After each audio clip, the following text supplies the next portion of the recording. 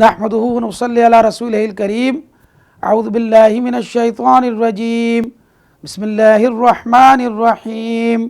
وَإِذْ قُلْنَا لِلْمَلَائِكَةِ اسْجُدُوا لِآدَمَ فَسَجَدُوا إِلَّا إِبْلِيسَ صدق اللہ العظیم۔ اور جب کہا ہم نے فرشتوں سے کہ سجدہ کرو آدم کو تو سب نے سجدہ کیا سوائے ابلیس کے۔ ناظرین کرام، سجدے کا مطلب محض پیشانی کو ٹکا دینا یا ناک رگڑنا نہیں ہوتا، بلکہ جس کے آگے سجدہ کیا جاتا ہے اس کے آگے خود کو سرنڈر کیا جاتا ہے۔ جبکہ سجدہ کرنے والے پر لازم ہو جاتا ہے کہ وہ پورا اختیار اپنا دے دیتا ہے، سپرد کر دیتا ہے جس کے آگے سجدہ کرتا ہے، کہ جس کے آگے وہ سجدہ کر رہا ہے اس کی ہر بات کو وہ مانتا جائے۔ اسی لیے اسلام میں سجدہ تعظیمی حرام قرار دے دیا گیا ہے۔ اسلام اوائل میں دلیلوں کی بنیاد پر پروان چڑھنا شروع ہوا، کیونکہ اس وقت اس کا کوئی عملی نمونہ دکھانے کے لیے نبی کریم صلی اللہ علیہ وسلم کے پاس نہ تھا، اور اس وقت بھی جو لوگ مسلمان ہوئے وہ صرف دلائل کی بنیاد پر دائرہ اسلام میں داخل نہیں ہوئے، بلکہ اس میں ذاتی روابط کا بہت بڑا عمل و دخل تھا، ذاتی مراسم تھے، تعلقات تھے۔ لیکن اب میرے دوستوں اور بھائیوں، اسلام کو آئے ہوئے 1450 سال کا عرصہ گزر چکا ہے۔ اب لوگ دلیل کی بات نہیں مانتے، بلکہ وہ عملی نمونہ اور ماڈل دیکھنا چاہتے ہیں۔ بالکل اسی طرح کہ جس طرح ایک انسان جب کسی کمپنی کی سوسائٹی میں کوئی گھر خریدنا چاہتا ہے تو اس سے پہلے وہ وہاں ماڈل دیکھنا چاہتا ہے تاکہ وہ فیصلہ کر سکے کہ وہاں پر وہ مکان، وہ گھر یا فلیٹ خریدنا چاہیے یا نہیں چاہیے۔ بالکل اسی طرح کہ جب کمیونزم کی سرخ آندھی کے آگے اس وقت کی مسلم امہ بند باندھنے میں ناکام ہو گئی، کیوں کہ وہ عمل سے خالی ہو چکی تھی، تو بر صغیر کہ علماء کرام کا ایک وفد لینن کے پاس بات چیت کرنے گیا، اور لینن نے اپنے پیو کو ان سے مذاکرات کے لیے مختص کیا۔ اس کے سامنے انہوں نے اسلام کی تفصیلات رکھی، پورا نظام پیش کیا، اور علماء نے اس کو بتایا کہ جو بات آج تم کر رہے ہو انسان کی بھلائی کی، صدیوں پہلے اسلام یہ بات بتا چکا ہے،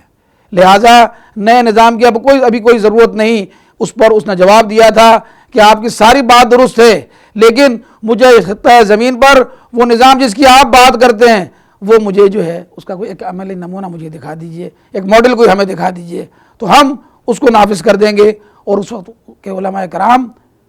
جواب سے خالی تھے۔ آج ہم بہت خوش ہوتے ہیں کہ فلاں شخص مسلمان ہو گیا، فلاں مشہور شخصیت مسلمان ہو گئی، لیکن میرے دوستوں اور بھائیوں، کیا کبھی کسی نے ہمیں بتایا کہ ہر سال پوری دنیا میں مسلمان جتنے لوگ ہوتے ہیں ان کا 10 گنا افریقہ میں اسلام چھوڑ کر جا رہا ہے، انڈونیشیا میں لوگ اسلام چھوڑ رہے ہیں۔ یاد رکھیے، اسلام کی حقانیت پر کتنی بھی آپ نظری بحثیں کر لیں، کتنی بھی باتیں کر لیں، اس سے یہ بات سمجھ لیں کہ دنیا ہماری جھولی میں آ جائے گی، یہ ہماری خام خیالی ہے۔ میرے بھائیوں اور دوستوں، اسلام انسان کو یہ اختیار تو دیتا ہے کہ جو اس کو ماننا چاہے وہ مانے اور جو نہ ماننا چاہے نہ مانے، لیکن یہ انسان کو اختیار نہیں دیتا کہ جو اس کو مانے تو وہ اس کے کچھ حصے کو لے لے اور اس کے کچھ حصے کو چھوڑ دے۔ قرآن تو کہتا ہے کہ یا ایھا الذین آمنوا ادخلوا فی السلم کافہ، کہ لوگوں جب اسلام کو ماننا ہو تو اس کی تمام جزیات سمیت تم نے ماننا ہوگا، کیونکہ یہ ایک مکمل ذات حیات ہے۔ آج ہماری کیفیت یہ ہے کہ خرابی کا دائرہ ہماری اجتماعی زندگی کے ہر شعبے میں پھیلا ہوا ہے۔ اب اس کے لیے ہم لاکھ وعظ کریں،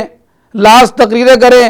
لاکھ مدارس کھول لیں، لاکھ کلمہ اور نماز کی تبلیغ کرتے چلے جائیں، لیکن یہ بات ایک حقیقت ہے کہ سب کرنے کے باوجود ہم وہ نتائج حاصل نہیں کر سکیں گے جو اللہ کو مطلوب ہیں۔